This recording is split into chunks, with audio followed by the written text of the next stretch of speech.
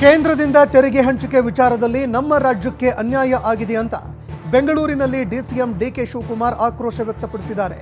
ತೆರಿಗೆಯಲ್ಲಿ ಸರಿಯಾದ ಅನುಪಾತ ಎಲ್ಲಿದೆ? ಉತ್ತರ ಪ್ರದೇಶ ದೊಡ್ಡ ರಾಜ್ಯ, ಇದು ಬೇರೆ ವಿಚಾರ. ನಮಗೆ ಅನ್ಯಾಯ ಆಗ್ತಾ ಇದೆ, ಇದರ ಕುರಿತು ಪರಿಶೀಲನೆ ಮಾಡ್ತೀವಿ. ಸಿಎಂ ಸಿದ್ದರಾಮಯ್ಯನವರು ಈ ಬಗ್ಗೆ ಅಧ್ಯಯನ ಮಾಡ್ತಾ ಇದ್ದಾರೆ. ಅನುಪಾತ ಪದ್ಧತಿ ಕಾನೂನು ಏನಿದೆ ಅಂತ ನೋಡ್ತಾರೆ. ಇರಿಗೇಷನ್ನಲ್ಲಿ ಏನು ಮಾತು ಕೊಟ್ಟಿದ್ದಾರೆ, ಇಲ್ಲಿವರೆಗೆ ಅದೂ ಕೂಡ ಆಗಿಲ್ಲ. ಅರ್ಬನ್ ಡೆವಲಪ್ಮೆಂಟ್ನಲ್ಲೂ ಕೂಡ ಕೆಲವು ಇತ್ತು. ನಮ್ಮ ಹಕ್ಕು ನಮ್ಮ ತೆರಿಗೆ ಹೋರಾಟ ಮಾಡಲೇಬೇಕು ಅಂತ ಕಿಡಿಕಾರಿದ್ದಾರೆ. ನಮ್ಮ ರಾಜ್ಯಕ್ಕೆ ಅನ್ಯಾಯ ಆಗಿದೆ, ತೆರಿಗೆಯಲ್ಲೂ ಕೂಡ ಸರಿಯಾದ ರೇಷೋ ಅಲ್ಲ. ಉತ್ತರ ಪ್ರದೇಶ ದೊಡ್ಡ ರಾಜ್ಯ, ಅದು ಬೇರೆ ವಿಚಾರ. ನಮಗೆ ಬಹಳ ದೊಡ್ಡ ಅನ್ಯಾಯ ಆಗಿದೆ, ಅದ್ರ ಬಗ್ಗೆ ಪರಿಶೀಲನೆ ಮಾಡ್ತೀವಿ. ಮುಖ್ಯಮಂತ್ರಿಗಳು ಕೂಡ ಅದ್ರ ಬಗ್ಗೆ ದೊಡ್ಡ ಅಧ್ಯಯನ ಮಾಡ್ತಾ ಇದ್ದಾರೆ. ರೇಷೋ ಏನು, ಎತ್ತ, ಪದ್ಧತಿ, ಕಾನೂನು ಅವೆಲ್ಲ ಮಾಡ್ತಾ ಇದ್ದಾರೆ. ಇರಿಗೇಷನಲ್ಲೂ ಕೂಡ ನಮ್ಗೇನು ಮಾತು ಕೊಟ್ಟಿತ್ತು ಅದು ಕೂಡ ಆಗಿಲ್ಲ. ಅರ್ಬನ್ ಡೆವಲಪ್ಮೆಂಟಲ್ಲೂ ಕೂಡ ಕೆಲವು ಇತ್ತು. ಒಟ್ಟಾರೆ ಇದನ್ನ ಬಜೆಟ್ ಅಷ್ಟೊತ್ತಿಗೆ ನಾವೇನು ಹೇಳಬೇಕು ಅದನ್ನ ಹೇಳಬೇಕು. ನಮ್ಮ ತೆರಿಗೆ ನಮ್ಮ ಹೋರಾಟ ಮತ್ತೆ ಮುಂದುವರಿಸೋಣ. ಖಂಡಿತ ನಮ್ಮ ಹಕ್ಕಿಗೆ ನಾವು ಹೋರಾಟ ಮಾಡಲೇಬೇಕು, ನಮ್ಮ ತೆರಿಗೆಗೆ ನಾವು ಹೋರಾಟ ಮಾಡಲೇಬೇಕು, ನಮ್ಮ ರಾಜ್ಯದ ಹಿತವನ್ನು ಕಾಪಾಡಬೇಕು. ಯಾಕೆ ಪಾರ್ಲಿಮೆಂಟ್ 2028ಕ್ಕೆ ಸತೀಶ್ ಜಾರಕಿಹೊಳಿ ಹಾಗೂ ಕುಮಾರಸ್ವಾಮಿ ಸಿಎಂ ಆಗ್ತೀನಿ ಎಂಬ ಹೇಳಿಕೆಗೆ ಜೆಡಿಎಸ್ ಶಾಸಕ ಜಿಟಿ ದೇವೇಗೌಡ ಲೇವಡಿ ಮಾಡಿದ್ದಾರೆ. 2028ಕ್ಕೆ ಏನಾಗುತ್ತೆ ಅಂತ ಹೇಳೋದಕ್ಕೆ ಈಗ ಸಾಧ್ಯ ಇಲ್ಲ. ಸಿಎಂ ಆಗಬೇಕಾದ್ರೆ ಜನ ಮತ ಹಾಕಬೇಕು, ಶಾಸಕರು ಸಿಎಂ ಆಯ್ಕೆ ಮಾಡಬೇಕು. ಸುಮ್ಮನೆ ಸಿಎಂ ಆಗ್ತೀನಿ ಅನ್ನೋದು ಭ್ರಮೆ. ಈಗ ಸಿಎಂ ಯಾರಾಗ್ತಾರೆ ಅಂತ ಹೇಳುವಂತಹ ಪರಿಸ್ಥಿತಿ ಇಲ್ಲ. ನನಗೆ ಮುಖ್ಯಮಂತ್ರಿ ಆಗುವಂತಹ ಆಸೆ ಇಲ್ಲ. ಸಿಎಂ ಆಗೋದಕ್ಕೆ ಖರ್ಚು ಮಾಡಬೇಕಾದಷ್ಟು ಹಣ ಕೂಡ ನನ್ನ ಬಳಿ ಇಲ್ಲ. ಕೆಲವರು ಸಿಎಂ ಆಗೋ ಕಾರಣಕ್ಕೆ ಹಣ ಖರ್ಚು ಮಾಡಿ ಕಾಯ್ತಾ ಇದ್ದಾರೆ. ಆ ಶಕ್ತಿ ನನ್ನ ಬಳಿ ಇಲ್ಲ ಅಂತ ಶಾಸಕ ಜಿಟಿ ದೇವೇಗೌಡ ಹೇಳಿಕೆ ಕೊಟ್ಟಿದ್ದಾರೆ. ಸಿದ್ದರಾಮಯ್ಯನವರು ಕಳೆದ ಕಾಂಗ್ರೆಸ್ ಸರ್ಕಾರದ ಸಂದರ್ಭದಲ್ಲಿ ದಡದಕಳ್ಳಿ ಶ್ರೀನಿವಾಸ್ ಕಲ್ಯಾಣಕ್ಕೆ ಬಂದಂಥ ಸಂದರ್ಭದಲ್ಲಿ ನೀವು ಮುಖ್ಯಮಂತ್ರಿ ಆಯ್ತಾರೆ ಅಂತ ಹೇಳಿ ಪುರೋಹಿತರ ಆಶೀರ್ವಾದ ಮಾಡಿದ್ರು. ಅದು ನೀವೆಲ್ಲ ಟಿ ವಿನಲ್ಲಿ ಹಾಕಿದ್ರಿ. ಕುಮಾರಸ್ವಾಮಿ ಅವರಿಗೆ ನಾನು ಕಲಾಮಂದಿರದಲ್ಲಿ ಪ್ರಥಮ ಬಾರಿಗೆ 2005-6ರಲ್ಲಿ ಕರ್ಕೊಬಂದು ಮುಖ್ಯಮಂತ್ರಿ ಆಗಬೇಕು ಅಂತ ಹೇಳಿದ್ದೆ. ಆದರೂ ಯಡಿಯೂರಪ್ಪನವ್ರಿಗೆ BJP ಏಕಾಏಕಿ ಸೇರಿದಾಗ ಟೌನ್ ಹಾಲಲ್ಲಿ 50,000 ಯಶವಂತ್ ಸಿನ್ಹಾ ಅವ್ರು ಬಂದಿದ್ದಾಗ ಯಡಿಯೂರಪ್ಪನವರೇ ಮುಖ್ಯಮಂತ್ರಿ ಅಂತ ಘೋಷಣೆ ಮಾಡಿದಾಗ ಸಚಿವರ ಸಹಿ ಮಾರಾಟ ರೇಟ್ ಫಿಕ್ಸ್ ಮಾಡ್ತಾರೆ ಎಂಬ ಕೇಂದ್ರ ಸಚಿವ ಎಚ್.ಡಿ. ಕುಮಾರಸ್ವಾಮಿ ಹೇಳಿಕೆಗೆ ಗೃಹ ಸಚಿವ ಡಾಕ್ಟರ್ ಜಿ. ಪರಮೇಶ್ವರ್ ತಿರುಗೇಟು ಕೊಟ್ಟಿದ್ದಾರೆ. ದಾಖಲೆ ಹಾಗೂ ಮಾಹಿತಿ ಇದ್ರೆ ಹೇಳಿ, ಗಾಳಿಯಲ್ಲಿ ಗುಂಡು ಹೊಡೆದ್ರೆ ಹೇಗೆ? ಎಚ್.ಡಿ. ಕುಮಾರಸ್ವಾಮಿ ಹೇಳಿಕೆಯಿಂದ ಡ್ಯಾಮೇಜ್ ಆಗೋದಿಲ್ಲ. ಹಿಂದೆ ಗುತ್ತಿಗೆದಾರ ಸಂಘದ ಅಧ್ಯಕ್ಷ ಕೆಂಪಣ್ಣನವರೇ ದೂರು ಕೊಟ್ಟು ಗಂಭೀರವಾಗಿ ಆರೋಪ ಮಾಡಿದ್ರು. ಆ ರೀತಿ ಹೇಳಿದ್ರೆ ಗಮನ ಹರಿಸಬಹುದು ಅಂತ ಎಚ್.ಡಿ. ಕುಮಾರಸ್ವಾಮಿಗೆ ಪರಮೇಶ್ವರ್ ಟಾಂಟ್ ಕೊಟ್ಟಿದ್ದಾರೆ.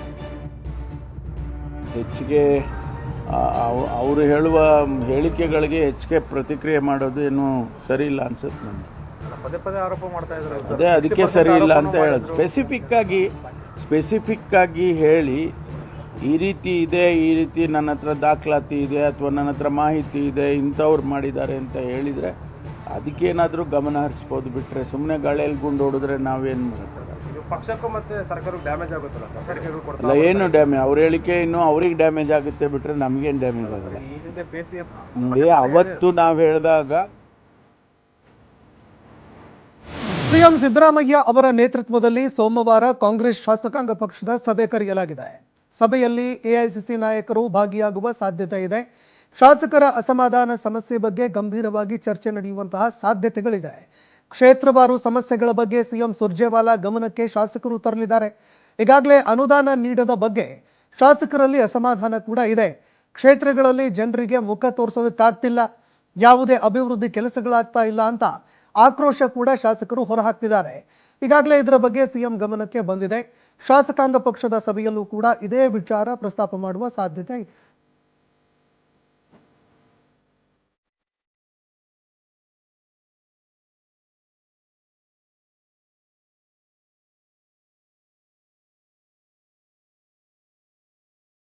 ಚಿಕ್ಕಮಗಳೂರು ಜಿಲ್ಲೆ ವಿಜಯಪುರ ಪೊಲೀಸ್ ಕಾರ್ಯವ್ಯಾಪ್ತಿಯಲ್ಲಿ ನಕ್ಸಲರ ಶಸ್ತ್ರಾಸ್ತ್ರಗಳು ಪತ್ತೆ ವಿಚಾರಕ್ಕೆ ಗೃಹ ಸಚಿವ ಡಾಕ್ಟರ್ ಜಿ. ಪರಮೇಶ್ವರ್ ಪ್ರತಿಕ್ರಿಯೆ ಕೊಟ್ಟಿದ್ದಾರೆ. ನಕ್ಸಲರ ಕೆಲವು ಶಸ್ತ್ರಾಸ್ತ್ರಗಳು ಸಿಕ್ಕಿದೆ ಅಂತ ಮಾಹಿತಿ ಬಂದಿದೆ. AK-56 ಕಂಟ್ರಿ ಮೇಡ್ ಪಿಸ್ತೂಲ್ ಎಲ್ಲವೂ ಕೂಡ ಸಿಕ್ಕಿದೆ. ಪೊಲೀಸರು ಇನ್ನೂ ಶಸ್ತ್ರಾಸ್ತ್ರಗಳನ್ನು ಪರೀಕ್ಷೆ ಮಾಡ್ತಾ ಇದ್ದಾರೆ ಅಂತ ಮಾತನಾಡಿದ್ದಾರೆ.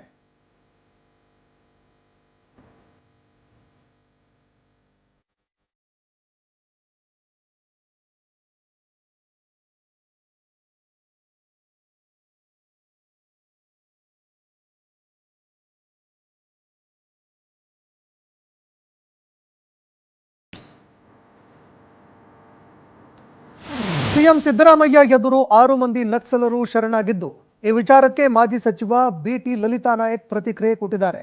ನಕ್ಸಲರ ಶರಣಾಗತಿ ಬಳಿಕ ಕತೆ ಶುರುವಾಗುತ್ತೆ. ಕರ್ನಾಟಕದ ಎದುರು ಸಾಕಷ್ಟು ಸವಾಲುಗಳಿದೆ. ಈಗ ತಮಿಳುನಾಡು ಸರ್ಕಾರದ ಜೊತೆ ಮಾತನಾಡಬೇಕು. ಅಲ್ಲಿಗೆ ಇಬ್ಬರು ಶಿಫ್ಟ್ ಆಗಬೇಕು. ಆಗ ಹೊರೆ ಕಡಿಮೆಯಾಗುತ್ತೆ. ಅದು ಈಡೇರಬೇಕಾದ್ರೆ ಇದೇ ಸಿಎಂ ಇರಬೇಕು. ಸಿದ್ದರಾಮಯ್ಯ ಬದಲಾದ್ರೆ ಮತ್ತೆ ಸಮಸ್ಯೆ ಎದುರಾಗುತ್ತೆ. ಇದೇ ಸರ್ಕಾರ ಕೊನೆ ತನಕ ಇರಬೇಕು ಅಂತ ಮಾತನಾಡಿದ್ದಾರೆ.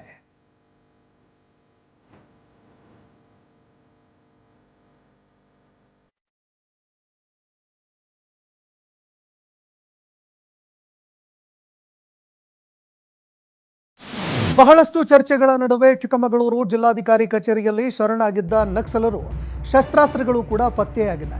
ಚಿಕ್ಕಮಗಳೂರು ಜಿಲ್ಲೆ ವಿಜಯಪುರ ಪೊಲೀಸ್ ಕಾರ್ಯವ್ಯಾಪ್ತಿಯಲ್ಲಿ ಪತ್ತೆಯಾಗಿದ್ದು, ಜಯಪುರ ಪೊಲೀಸರು ನಕ್ಸಲರ ಆಯುಧಗಳನ್ನು ವಶಕ್ಕೆ ಪಡೆದುಕೊಂಡಿದ್ದಾರೆ.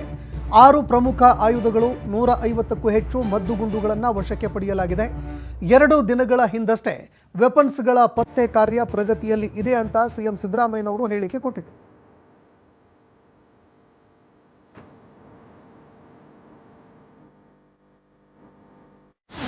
ಕರ್ನಾಟಕ ನಕ್ಸಲ್ ಶರಣಾಗತಿ ಬಗ್ಗೆ ತನಿಖೆ ನಡೆಸಬೇಕು ಅಂತ ಮಂಗಳೂರಿನಲ್ಲಿ ತಮಿಳುನಾಡು ಬಿಜೆಪಿ ರಾಜ್ಯಾಧ್ಯಕ್ಷ ಅಣ್ಣಾಮಲೈ ಆಗ್ರಹಿಸಿದ್ದಾರೆ.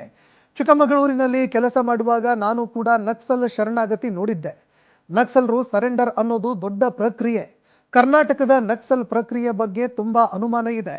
ನಕ್ಸಲರ ಶರಣಾಗತಿ ಮಾತ್ರ ಅಲ್ಲ, ವಿಕ್ರಮ್ ಗೌಡ ಎನ್ಕೌಂಟರ್ ಬಗ್ಗೆಯೂ ಅನುಮಾನ ಇದೆ.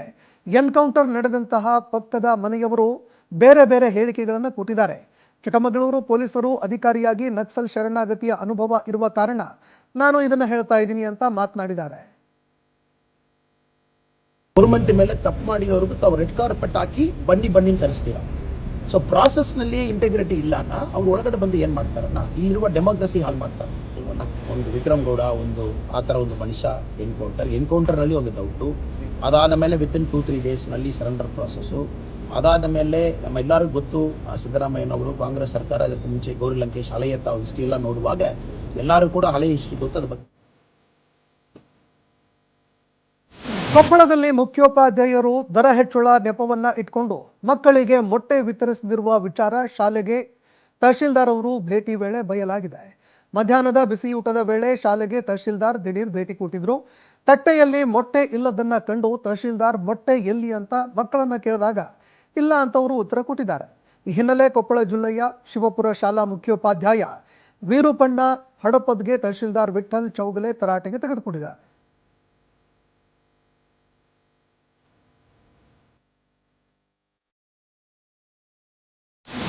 ಮೈಸೂರು ಜಿಲ್ಲೆ ನಂಜನಗೂಡು ತಾಲೂಕಿನ ದೇವರಸನಹಳ್ಳಿಯಲ್ಲಿ ಕುಡಿಯುವ ನೀರಿಗಾಗಿ ಜನ ಪರದಾಡ್ತಾ ಇದ್ದಾರೆ. ನಿರ್ವಹಣೆ ಇಲ್ಲದೆ ನೀರಿನ ಘಟಕಗಳು ಕೆಟ್ಟು ನಿಂತು ಪಾಳು ಬಿದ್ದ ಹಿನ್ನೆಲೆ ದೇವನರಸನಹಳ್ಳಿ ಗ್ರಾಮಸ್ಥರು ಪರದಾಡ್ತಿದ್ದಾರೆ. ಇನ್ನು ಗ್ರಾಮದ ಶಾಲಾ ಆವರಣದಲ್ಲಿ ಇರುವ 3000 ಲೀಟರ್ ಸಾಮರ್ಥ್ಯವುಳ್ಳಂತಹ ನೀರಿನ ಘಟಕ ಇದೆ.